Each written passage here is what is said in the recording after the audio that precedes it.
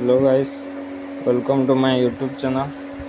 तो आज आम देखमा Sambalpur university history honours core paper 4 रे 2025 रे जेन आसीला क्वेश्चन पेपर। तो पहला क्वेश्चन हो रोमियो पाई सर्वश्रेष्ठ देवता किए थिले। एटा हो 1 मार्क क्वेश्चन। किए जूलियस सीजर को हत्यार प्रमुख भूमिका ग्रहण करथिले। 3 नंबर क्वेश्चन, रोम केउं नदी कूल अवस्थित। डी, जूलियस सीजर को केवे मृत्युवरण करथिले। सामंतवाद केउंठारु आरंभ होइथिला। एफ, केउं माने दास थिले। जी नंबर, सामंतवादर पतनर गुरुत्वपूर्ण कारण कौन थिला। ए नंबर, राजांक पाखरे केउ माने सर्वोच्च श्रेणीर लोक थिले। आई नंबर, जिहुदी मानक प्रार्थना गृहर नाम लेख।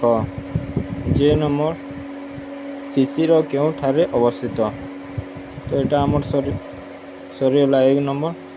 तो 2 मार्किया 25 वार्ड अच्छे केतेटा क्वेश्चन। 1 नंबर होचे सेनेट कौन सेठारे केते जन सदस्य थिले। रोमान गणराज्यर विभिन्न अधिकारी नाम सूचाई दियो। सीजन को सम्राट उपाधि किए देइथिले, एहार अर्थ कौन। डी नंबर होचे किए विश्वस्ततार शपथ नियाई थिबा एवं केबे।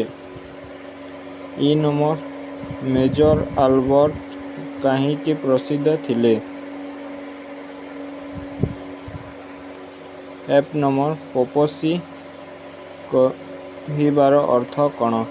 जी नंबर, प्रेफेक्ट महत्व केबे एवं केउठी जन्मग्रहण करथिले।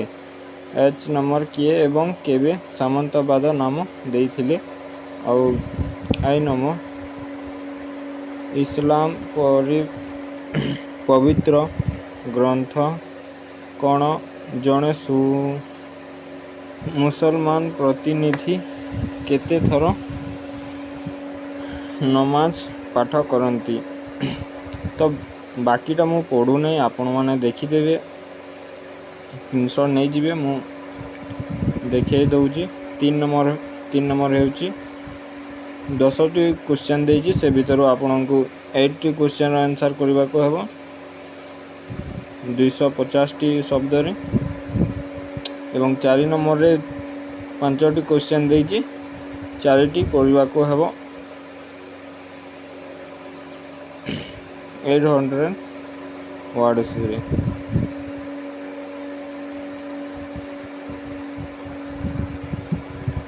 तो ठीक अच्छे, मु रहूची।